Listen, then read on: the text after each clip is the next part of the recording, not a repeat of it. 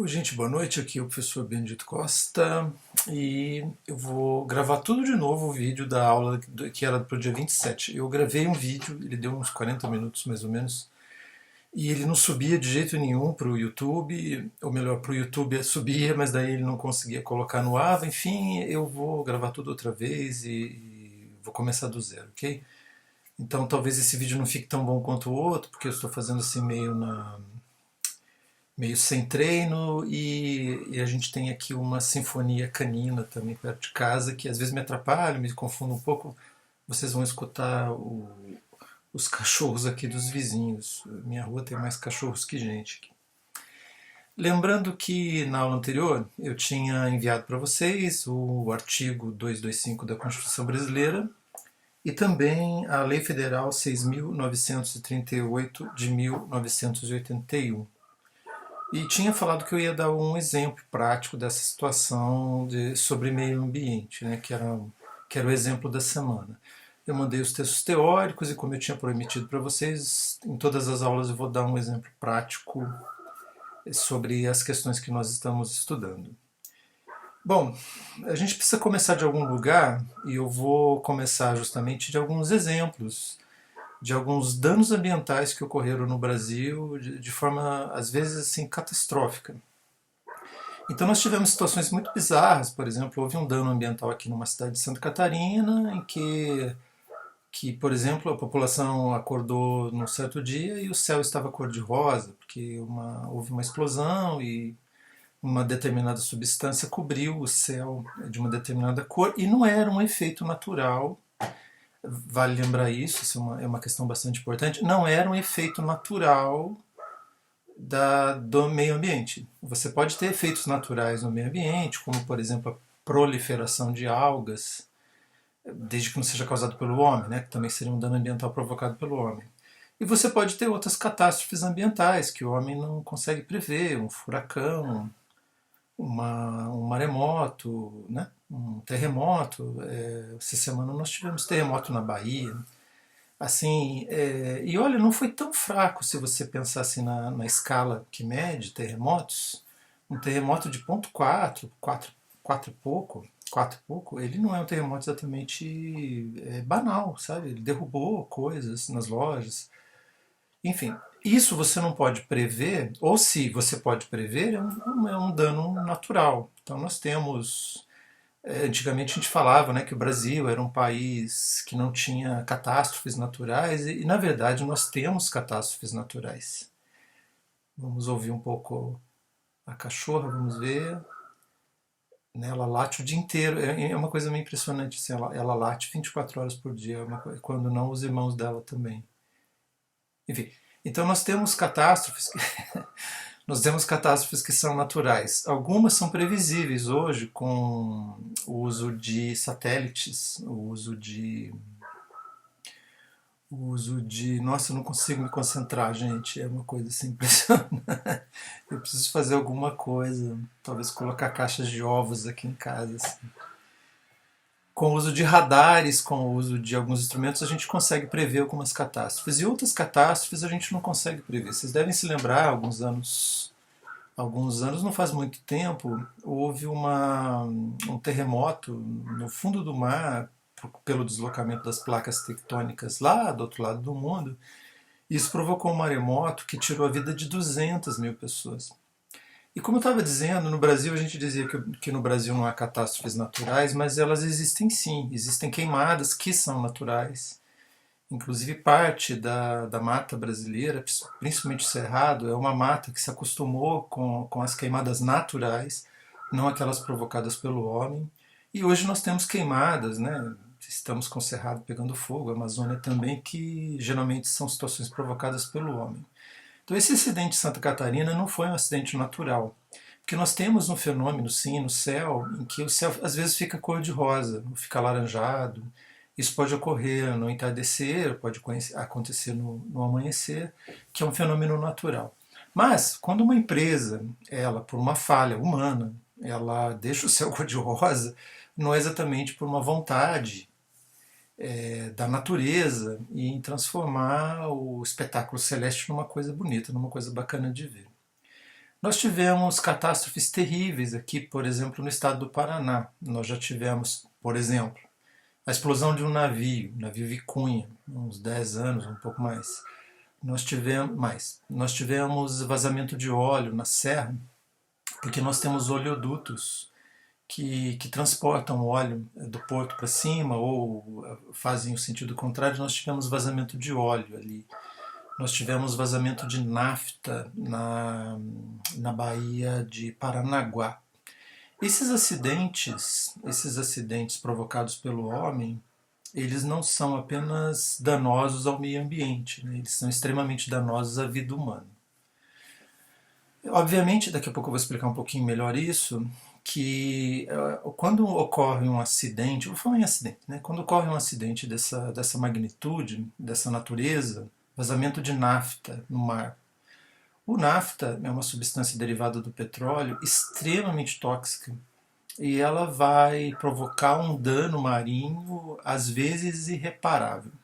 Vamos pensar em duas situações, tá? Vamos pensar que o dano marinho provocado ele não seja irreparável.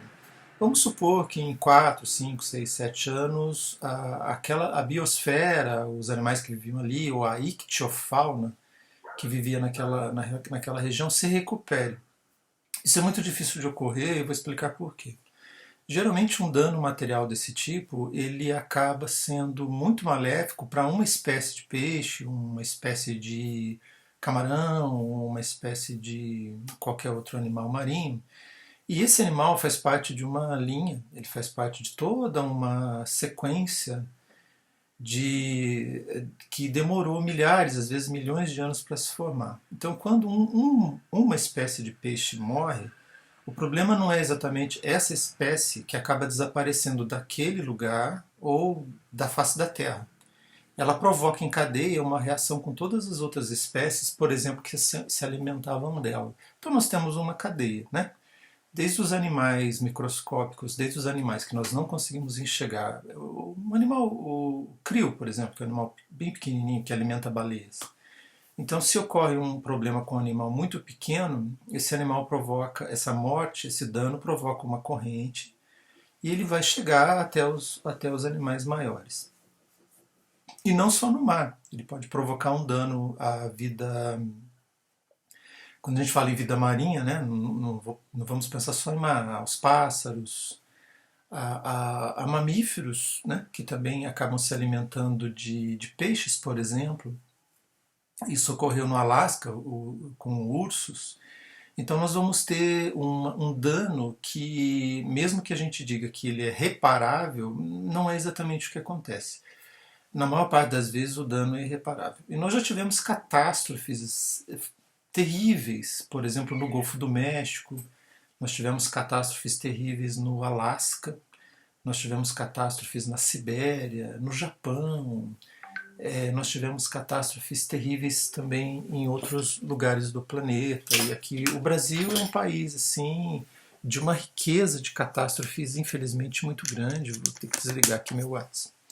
Então, eu vou lembrar a vocês algumas situações que ocorreram no norte do país. Nós tivemos, por exemplo, você pode procurar no Google, nós tivemos um acidente terrível no Pará, ou na Amazônia, acho que no Pará, em que um navio que transportava bois para exportação virou e os bois caíram no rio, morreram.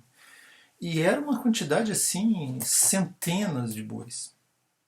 O que aconteceu? Veja, o acidente ali, ele não foi um vazamento de óleo, ele não foi um vazamento de derivado de petróleo qualquer, ele não foi uma explosão, como ocorreu no navio Vicunha, ele não foi nada disso. Ele foi um acidente com um mamífero, com um animal de exportação que caiu no rio.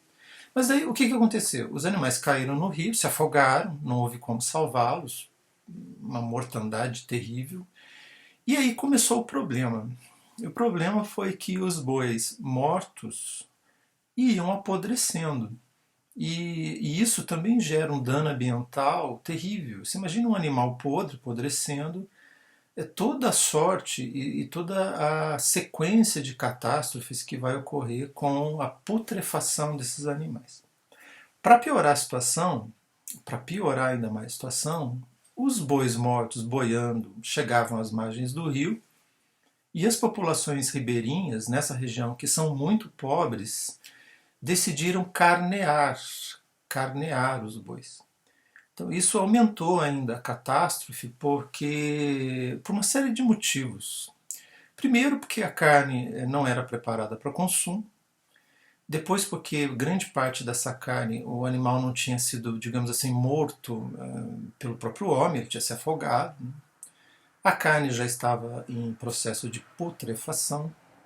E para piorar ainda mais, esses bois que estavam sendo transportados para fora do Brasil eram bois que tinham crescido com hormônio, uma série de outras coisas, então a carne era absolutamente imprópria para consumo, né, por todos os motivos do mundo. Isso foi uma catástrofe ambiental, humana, etc.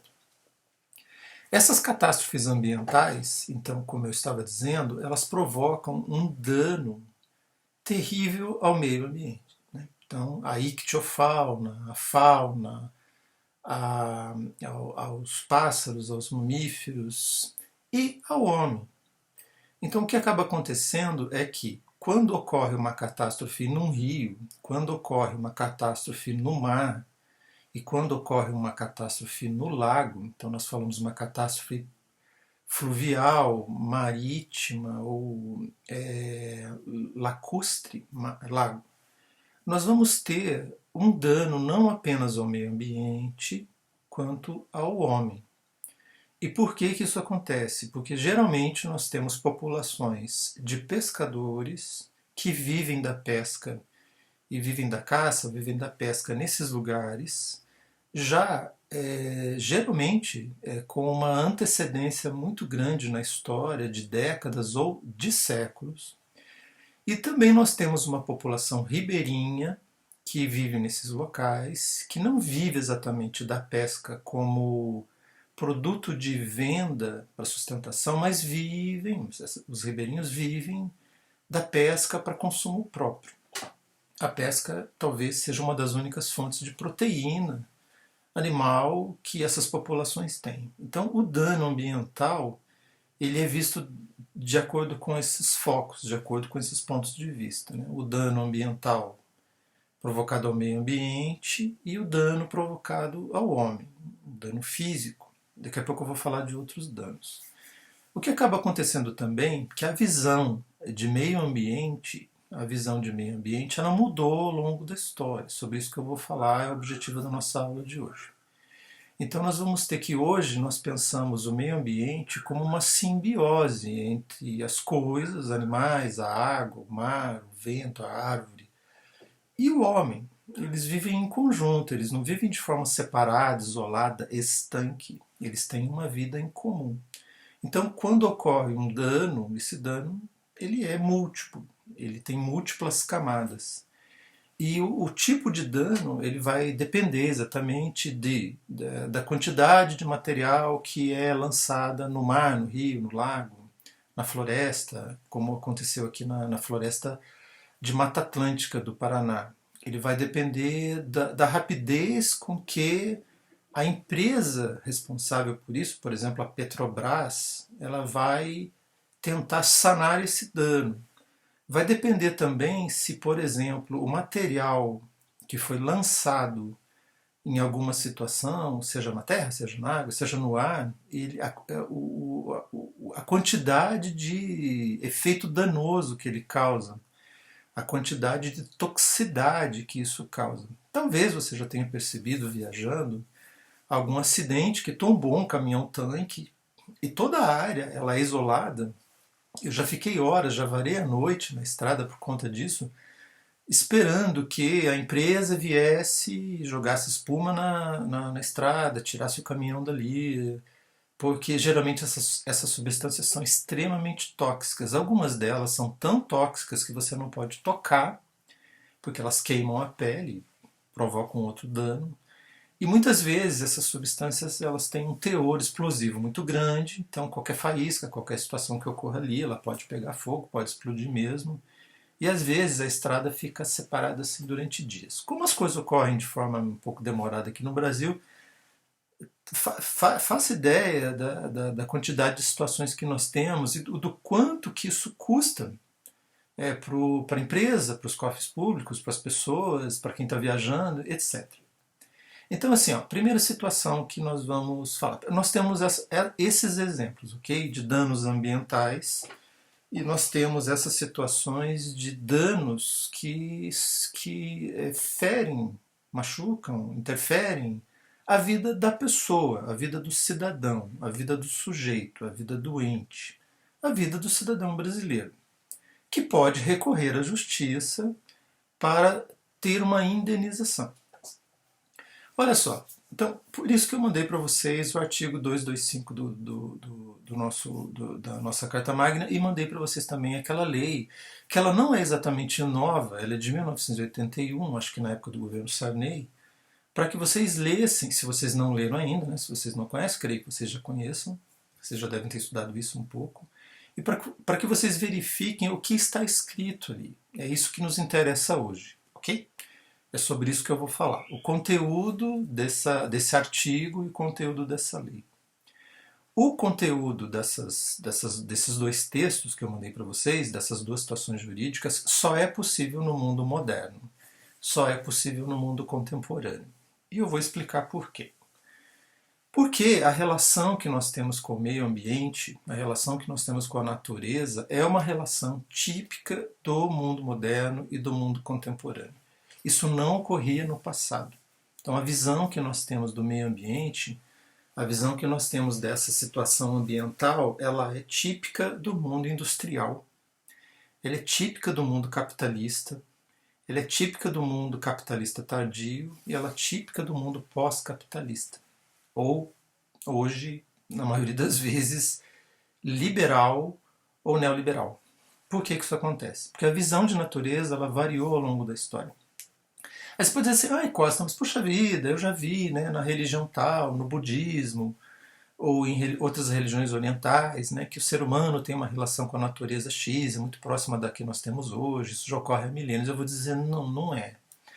Essa relação que algumas religiões têm com a natureza, principalmente religiões orientais, como o budismo, o shintoísmo, o próprio brahmanismo, elas são relações distintas. A relação que o homem tinha lá atrás com a natureza era uma outra questão. Até porque as populações da antiguidade eram populações muito menores que as populações que nós temos hoje. E a relação que eles tinham com a natureza, sagrada, religiosa, espiritual, mística, mítica, ela não é a relação que nós temos hoje. Talvez algumas ordens, algumas seitas, algumas. Não fique bravo com a palavra seita, tá? Para mim é uma palavra como qualquer outra.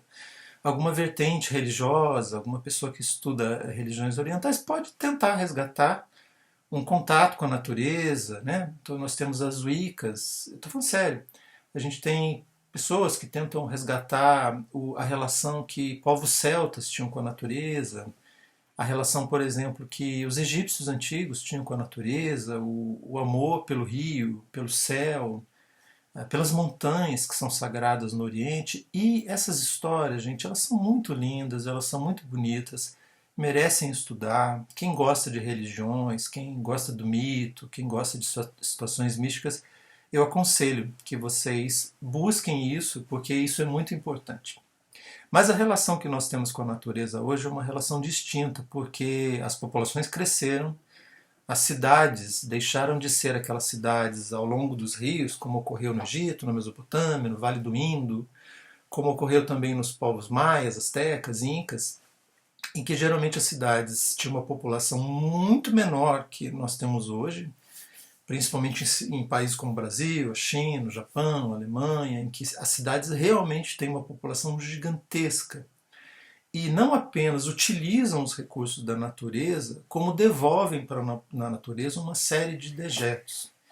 Então, assim, a gente diz o seguinte, que no alvorecer do mundo moderno, com essa mudança que houve do mundo medieval para o mundo moderno, a relação do homem com a natureza começou a mudar, e exemplo disso é a relação que o homem tem com o mar. Eu já vou contar essa história. Mas hoje a relação que nós temos com a natureza é outra. Então, veja a cidade de Curitiba, é um exemplo interessante. Né? O que aconteceu aqui? Gente, nós tapamos os rios, né? Você anda de carro pelo centro da cidade, você não vê mais os rios. E os rios passam por baixo da cidade. É uma coisa meio maluca, né? Que a gente fez aqui. Tapar os rios, aí quando chove, a água, geralmente o encanamento não dá conta, na minha rua acontece isso, a prefeitura andou fazendo umas mudanças aqui. A água do rio não dá conta, os encanamentos não dão conta, a água sai para fora e traz todo tipo de porcaria que tem lá dentro, porque os rios daqui viraram esgotos. O rio virar esgoto, ele não é uma invenção brasileira.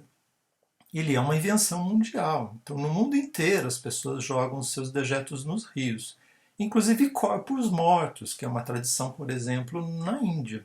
Você pega um barco, você vai visitar a cidade de Varanasi e você vê pedaços de pessoas boiando na água, para aquelas pessoas, por exemplo, que não tinham dinheiro para fazer a cremação. Essa história tá para lá, vamos deixar essa história e vamos voltar para cá. Então nós temos aqui as cidades, as grandes cidades, Londres, Paris, Viena, Nova York, São Paulo, Curitiba. O que elas fizeram? Elas transformaram seus rios em esgotos, tamparam esses rios e esses rios passam por baixo da cidade. É uma nojeira, né? Algumas cidades, mundo afora, elas conseguiram limpar seus rios. Eu vou dar exemplo de duas, sem falar que lá a situação é melhor que aqui. Nós temos, por exemplo, Seul, que é a capital da Coreia do Sul. Ela não apenas conseguiu limpar o seu rio, como ela conseguiu transformar esse rio num lugar bacana de visitar. Então, quando você vai para Seul, você pode visitar um dos rios principais que corta a cidade, que virou um local de lazer. Compare esse rio, essa situação de Seul, com o rio Tietê de São Paulo, né, que é uma das coisas mais podres que cortam a cidade de São Paulo. Só vou abrir um adendo aqui, que já houve na cidade de São Paulo vários projetos de despoluição do rio Tietê.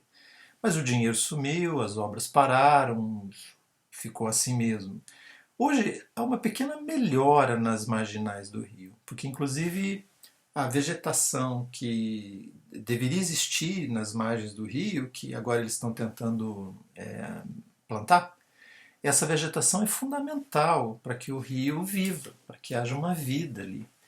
Então, existe até uma legislação para proteger essa vegetação, que ela chama-se ciliar, ok? Se você for procurar a legislação, chama-se mata ciliar, de cílio, porque o cílio está aqui em volta do olho, a mesma coisa, mata ciliar. Essa mata ciliar ela deve ser protegida até tantos metros do rio. Inclusive o governo atual ele quer acabar com isso, quer fazer com que a mata ciliar seja mais estreita. A mata ciliar mais estreita vai provocar assoreamento, vai provocar uma série de situações, o rio vai levar a terra e vai ser uma catástrofe. Assim. Outra cidade que conseguiu limpar o seu rio foi Londres. A cidade de Londres ela não começou a fazer isso no século XX, ela começou a fazer isso no século XIX. Nós tivemos duas cidades no mundo europeu, não estou defendendo a Europa aqui, mas nós tivemos duas cidades no mundo, no planeta, que conseguiram não apenas limpar o seu rio, mas transformar esse rio não num lugar de água potável, né, que eu possa beber, mas num rio limpo.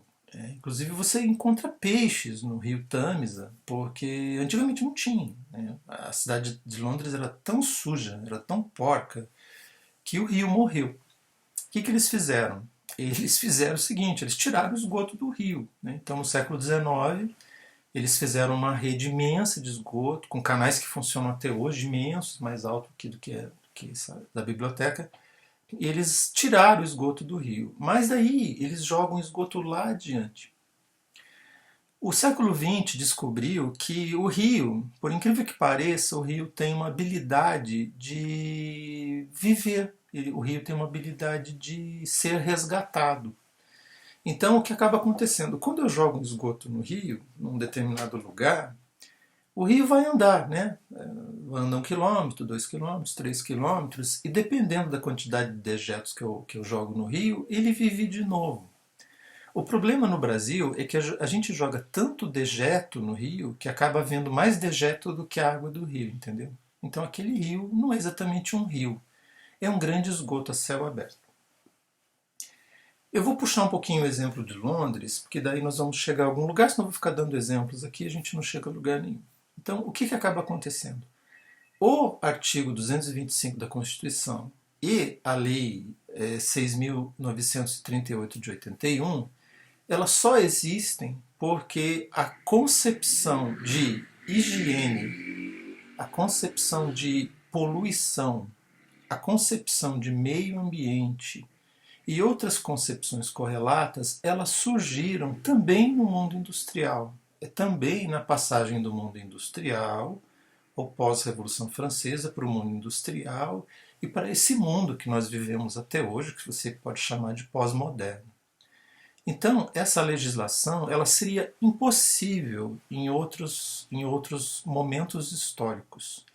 Ela não existia lá no Código de Hammurabi, ela não existia na época medieval, e nenhum dos doutores da igreja você vai encontrar isso, embora você possa ter menção a isso. Mas mesmo que haja uma menção à natureza na Idade Média, ela não é a nossa concepção de meio ambiente. Veja o nome da palavra, tá? Meio ambiente, o meio em que nós vivemos. Ela pode fazer menção a algo natural, das ciências antigas, mas não das ciências modernas. E por que isso aconteceu? No alvorecer do mundo industrial, nem do mundo moderno, tá? Então eu estou falando de 2, 3 séculos após a época das grandes navegações. Então nós tivemos o surgimento de algumas áreas do saber que elas não existiam antes. Então eu fiz até uma listinha para vocês. Então hoje nós temos a concepção de uma biologia, né? Olha a palavra, tá? Biologia, né? Bio é vida e logia é ideia, estudo, o estudo da vida. Essa biologia ela foi se ramificando e hoje nós podemos falar de uma botânica que trata da questão das floras, das flores, folhas, árvores, etc. E a botânica se ramificou. E nós podemos falar de uma zootecnia. Inclusive, nós vamos ter uma nova medicina no mundo moderno que não existia antes, que é a medicina veterinária. Nós vamos ter a física, nós vamos ter a geologia, a geografia, e hoje nós falamos de uma geografia que ela não apenas estuda os elementos da natureza. Então, às vezes a gente fala em geografia e a gente está pensando numa área que estuda montanha, né, estratos, conhece? Ou a gente está pensando na área que dá nome aos lugares, ou que faz a separação de países por rios. Não. Nós falamos de uma geografia humana, que trata da movimentação dos povos pelos diferentes lugares ao longo da história. Então nós vamos ter não apenas a criação de novas correntes ideológicas, filosóficas, científicas, que tratam do meio ambiente, da relação do homem com esse meio, de uma taxonomia de plantas, de animais, dentre os animais, os mamíferos, os pássaros, os insetos, os animais que nós descobrimos hoje, que não são nenhuma coisa nem outra, mas que moram em regiões tão profundas do oceano que nós não conseguimos alcançar. Então, essas áreas do saber, elas vão surgir do século XVIII para o século XIX e no século XX. E as áreas continuam surgindo, elas continuam sendo inventadas. E por que isso ocorreu? Com a colonização, eu vou falar em colonização, com a colonização europeia das Américas, da África e do Novíssimo Mundo, Austrália, Nova Zelândia, etc., as ilhas todas da Oceania, né, países assim extremamente pra gente, tá, exóticos como Kiribati, Tuvalu, etc., o Timor-Leste. Então nós vamos ter assim, houve um contato com situações de não só de biotipos, né, humanos, mas nós tivemos um contato com plantas, animais nunca antes vistos. Então você imagine o susto ou a surpresa dos europeus quando chegaram à Austrália e viram um canguru, ou viram uma ecdna, que hoje as pessoas estão chamando de equidna, né? Um ornitorrinco, que é mamífero, mas ele bota ovo, né? Ele é venenoso também. Você imagina o susto de Darwin quando ele descobre um pássaro que tem a pata azul. Né? Quando ele chega, por exemplo, aqui às ilhas do Equador, e ele descobre uma fauna que não existia em lugar algum. Aí você também, até hoje, quando um viajante ele vai para uma ilha que pertence ao Iêmen, chamada Socotra, até hoje, tá? Se você vai até esse lugar, você precisa de permissão do governo do Iêmen, e você entra lá, você vai ver um universo absolutamente diferente de tudo que você já presenciou em qualquer outro país do mundo. E nós estamos no Golfo Pérsico, ali no Mar Índico, né? No Mar Índico. E se você vai para Madagascar, você vai ver uma série de mamíferos que não existem em lugar nenhum. E você vai ver árvores estranhas também. Você tem árvores africanas que são muito curiosas para a gente acostumado à Mata Atlântica, à Mata Amazônica, etc. Você vai ter, por exemplo, o baobá, que é uma árvore incrível. Todas essas descobertas que foram feitas durante séculos pelos europeus provocaram um grande susto. Veja que o caminho contrário não ocorreu, né? A gente não teve uma colonização dos países europeus e os africanos, os chineses, os brasileiros foram para a Europa procurar esses exotismos por lá, porque também existem. Mas assim, o que acabou acontecendo foi que os grandes países, os países mais poderosos, mais ricos do planeta, ao chegar nesses lugares, eles colhiam exemplares e acabavam trazendo, levando para sua metrópole. O que acabou acontecendo foi que, principalmente na Inglaterra, depois Alemanha, Itália, França, Bélgica, Holanda, etc., nos Estados Unidos também, hoje houve a fundação de academias, houve a fundação de institutos voltados a esse tipo de estudo. Botânica, o estudo dos animais, a zootecnia, que hoje é importante no Brasil, porque é um país, né, que cria muitos bois, e porcos e galinhas. Nós vamos ter um povo geólogo que estudava pedras e areia e terra, vulcões, etc. Mas assim, isso era feito de uma forma muito generalizante ainda. Isso era feito de uma forma muito geral. Então, nós temos, não sei se você já ouviu falar da expressão artistas viajantes. Esses governos, Inglaterra, Portugal, Espanha, França, Bélgica, Holanda, etc., muitas vezes eles financiavam a viagem de um artista viajante. Tá?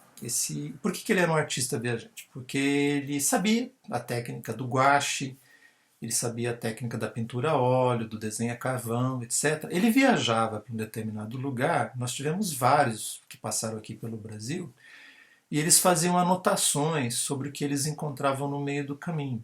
Então, imagine um europeu que nunca viu uma floresta densa como a Mata Atlântica chegar aqui ao Brasil e ver uma floresta desse tipo. Aí ele chega a uma floresta aqui no Brasil e ele vê um tucano, que é um pássaro muito estranho para eles, né? Hoje não. Ele vê um tamanduá bandeira, né? Ele vê uma onça pintada, não se sabia que tinha onça aqui. Ele vê serpentes, né? Ele vê uma das maiores serpentes do mundo, que é a anaconda, mais na região amazônica. Né? E até hoje isso causa um certo espanto às pessoas, essa riqueza, essa diversidade que há aqui. Imagine na África, imagine na Austrália, imagine isso lá no Socotra. Então o que acaba acontecendo é que nesses países que eu citei, não apenas há o surgimento de instituições, academias, etc., como também há uma divisão mais clara, uma divisão mais parecida com o que nós vemos hoje das áreas do saber, dessas áreas ditas científicas. Muita bobagem, muita loucura, muita absurdidade foi escrita em relação a esses animais, essas plantas, É principalmente quando o pensamento científico ele acaba se cruzando com aquele pensamento religioso que é às vezes contraditório, né? Então houve situações assim muito bizarras nesse processo todo. Mas é nessa época, século XVIII, século XIX, século XX, que várias áreas do saber elas vão surgindo e elas acabam criando situações novas de um saber também novo. Esse tipo de saber, vocês vão ver lá na aula seguinte, o Foucault vai chamar de vontade do saber. E o Foucault também vai falar, eu vou explicar isso na próxima aula, sobre o que é uma taxonomia do saber. Mais ou menos essas divisões disciplinares, olha só a palavra, tá? Que disciplinam o próprio saber, que colocam o saber numa linha reta, que fazem com que esse saber não caia de nenhum lado, e que esses saberes todos, eles também têm uma técnica, que esses saberes têm uma hermenêutica, que esses saberes têm uma exegese, que os torna justamente possíveis num determinado terreno, pensa bem, num determinado lugar, numa determinada caixinha, numa determinada gaveta, em que ali ele é verdadeiro. Eu vou puxar na aula que vem essa questão do que é verdadeiro, porque para vocês do direito isso tem uma importância crucial. Agora vamos voltar aqui às vacas frias. Nós temos uma situação hoje no Pará, que é a construção de Belo Monte.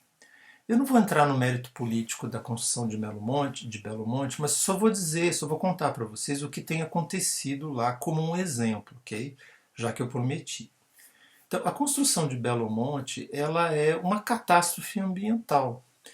E por que a construção de Belo Monte é uma catástrofe ambiental? Porque no meio da floresta, você constrói um lago gigantesco para fazer uma usina. Okay? Uma usina hidroelétrica, né? Que funciona à base de água. O impacto ambiental é gigantesco, até porque o lago é gigantesco. Então você vai criar ali um outro, nem vou dizer um outro bioma, você vai criar uma realidade que não é natural para aquela região, que demorou milhares e milhões de anos para ser do jeito que ela era antes da construção de Belo Monte.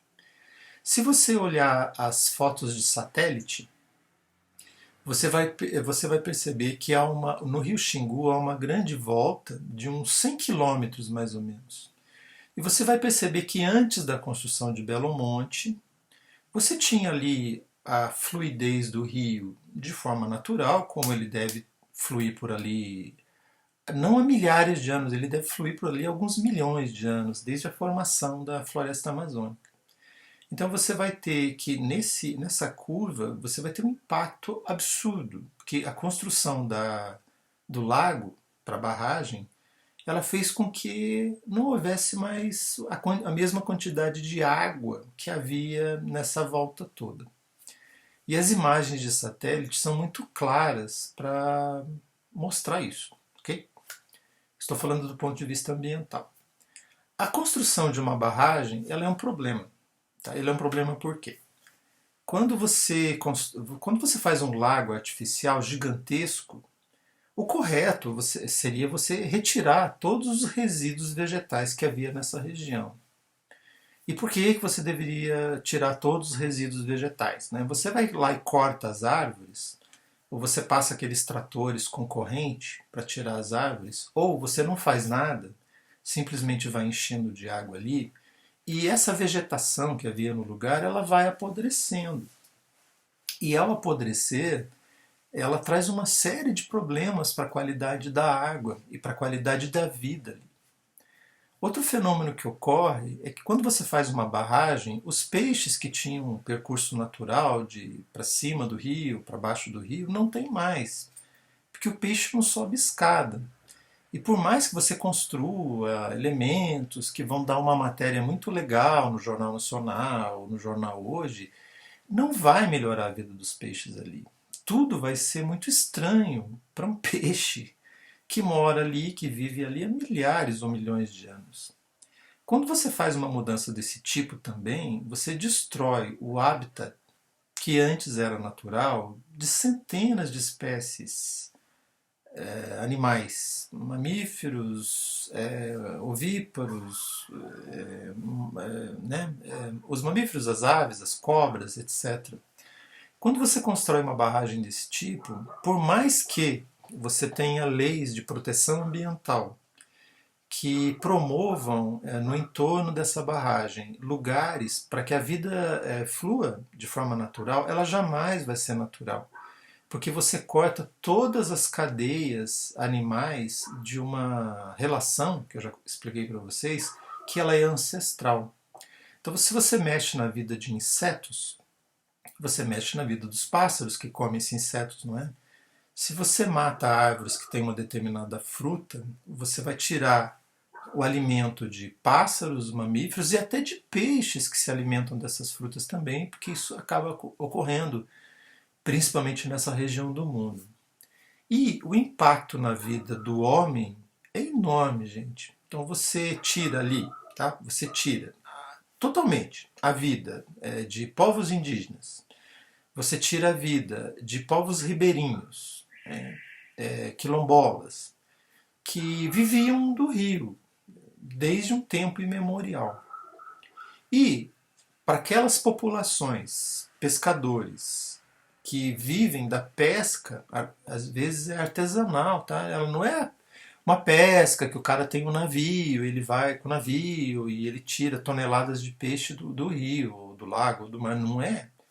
É aquele sujeito que pega, pega uma canoa, ele que tece a sua rede, ele leva a sua rede até o lugar, ele pesca uma determinada quantidade de peixes que é pequena, que é diária, para não danificar o meio ambiente. Ele traz aquilo e vende, e vendia diretamente, porque hoje tem um atravessador. Então, assim, do ponto de vista legal, esse sujeito, esse cidadão, essa pessoa que sofreu o dano, ela pode pedir uma indenização. Então, hoje, nós falamos de danos materiais, nós falamos de danos morais. E existem alguns autores, o caso da doutora Flaviana Rampazzo, que eu aconselho muito a leitura da obra dela, ela fala, por exemplo, em danos existenciais. Por que isso ocorre? Porque o dano ele não é apenas físico, eu não apenas fico sem o meu peixe.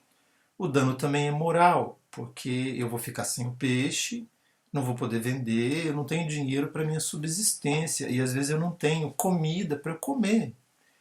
E isso provoca outros tipos de danos psicológicos, danos que levam a pessoa a ficar doente para toda uma comunidade. Então, já existem autores no direito que falam de danos existenciais. E a pergunta que você pode fazer para os seus professores é se já há sentenças, se já há pareceres dos nossos julgadores, sejam os julgadores monocráticos, sejam os juízes estaduais, seja o STJ ou o STF, em relação a esse tipo de dano. E eu vou dizer para vocês já há sim. Então, para quem estuda aí a teoria dos precedentes, é uma boa discussão para você verificar isso. Quando eu falo em dano material, moral, ou hoje, quando eu falo em dano existencial, eu também falo de algo que é um pouco novo na área do direito, que ele é algo que era impossível em outras legislações e também em outros momentos da história. Como o Brasil é um país grande, como o Brasil é um país que tem uma natureza muito rica, e como o Brasil é um país em que há grandes e vastas populações que vivem do meio ambiente de forma ainda artesanal, não estou falando daquele produtor que derruba uma floresta, ele planta lá eucalipto e diz que aquilo é uma floresta, não é. Daqui a pouquinho eu vou falar do que é um deserto verde. Eu não estou falando daquele sujeito que compra não sei quantos mil hectares e planta soja ali, e aí ele vem com uma máquina que custa 2 milhões de reais ou mais, que é controlada por satélite, que também dá uma imagem linda, né, para fazer uma matéria no Globo Repórter, que dá um certo orgulho para a gente, dizer, não, o Brasil é um país que produz soja, produz vaca, produz porco, produz galinha. Mas o impacto ambiental que aquilo causa é gigantesco também. Eu estou falando das grandes populações brasileiras que vivem do mar, do rio e dos lagos, em menor quantidade, mas existem sim. Então, essa população é uma população grande que tem sofrido muito com os danos ambientais, porque a destruição do meio ambiente no Brasil é algo nunca visto, poucas vezes visto na história. É assim, em proporções de hectares, quilômetros quadrados, é uma proporção absurda. Eu mesmo já tive a oportunidade de sobrevoar regiões em que há uma destruição ambiental e é de chorar, porque você vê as grandes crateras, os grandes buracos, os grandes vazios que o dinheiro, a vontade humana, eles provocam no Pará, no Acre, em Rondônia, no Amazonas, Roraima, e mesmo aqui, tá? E mesmo na região sul, para vocês terem uma ideia, 7, 8% da vegetação original do Brasil na Mata Atlântica sobrevive, o resto tudo foi destruído. Aqui a gente tem uma destruição cada vez maior da única mata que é típica do sul, que é a mata de araucária, né? As pessoas vivem derrubando a araucária por aí, o que destrói o meio ambiente. Então, assim, num país dessas proporções gigantescas, não é de se estranhar que também haja uma demanda jurídica para indenizações. Ou o contrário, outras situações jurídicas para, por exemplo, quem defende a construção de uma usina, a construção de outras usinas que vão substituir aquela, porque, por exemplo, voltando a falar de Belo Monte não produz o que deveria produzir. Então, o governo tem pensado em construir usinas termoelétricas para substituir o que a Belo Monte não produz.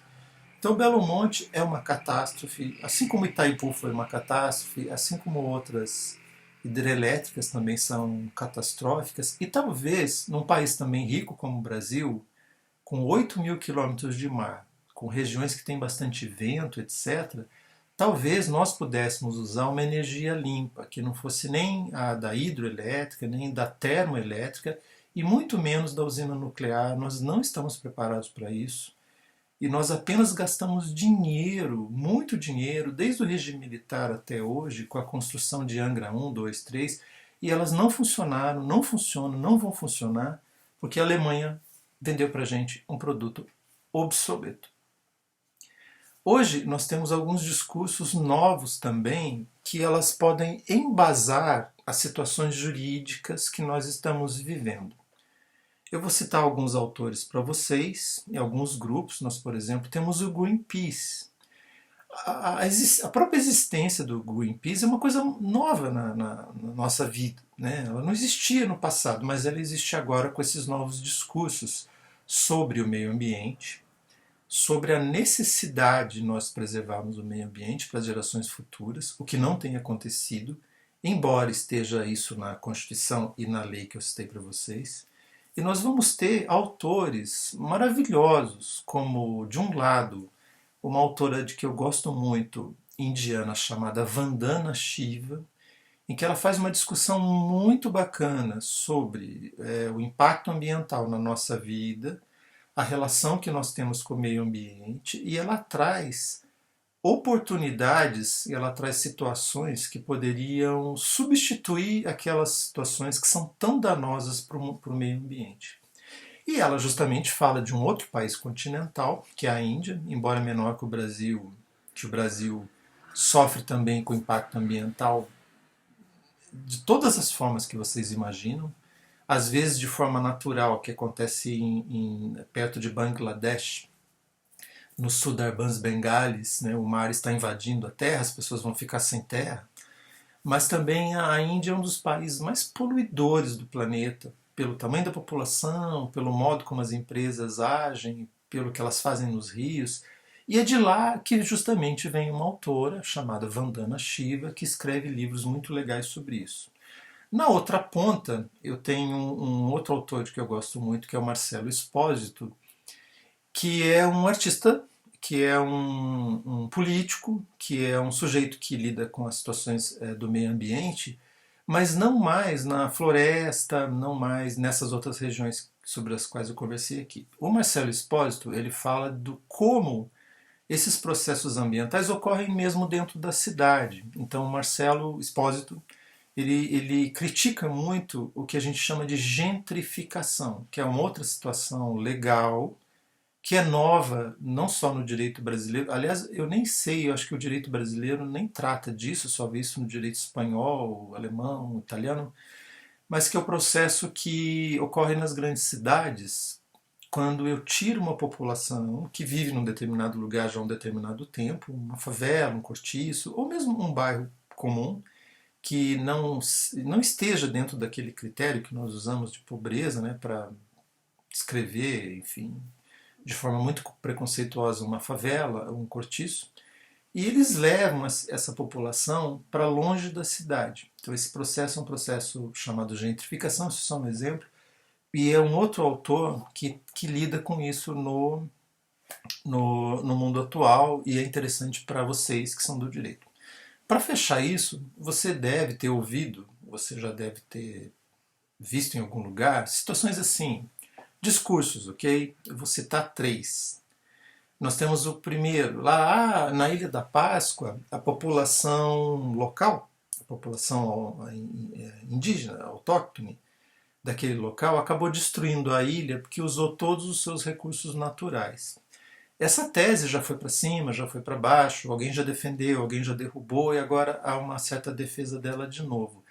Ela talvez não seja tão distante da realidade. A Ilha da Páscoa, que eu já tive a oportunidade de visitar, é um dos locais mais lindos que eu já visitei, desde tempos remotos ela realmente tinha uma vegetação já muito pequena, por uma série de situações geológicas ali. E talvez realmente a população de lá tenha destruído demais o que havia na ilha, e é uma ilha apenas, né, não é um arquipélago com muitas ilhas, como é o Havaí, e talvez isso tenha provocado uma catástrofe ambiental mesmo. Não sabemos exatamente, porque isso ocorreu antes da chegada dos holandeses lá. E os holandeses chegaram lá no século XVIII. Situação B. Nós temos a situação dos povos maias, que já houve várias teorias sobre assim, por que povos maias de diversos grupos acabavam desaparecendo. Quando os espanhóis chegaram ao México, eles encontraram os mexicas, que eram uma civilização, que era um povo que tinha ancestrais, inclusive em cidades tão grandes e tão poderosas, que não apenas chamou a atenção dos mexicanos, como chama até hoje, quando você vai ver uma pirâmide de 80 metros de altura, você fala, meu Deus, isso foi construído nas Américas por povos indígenas, né? Anteriores aos mexicas.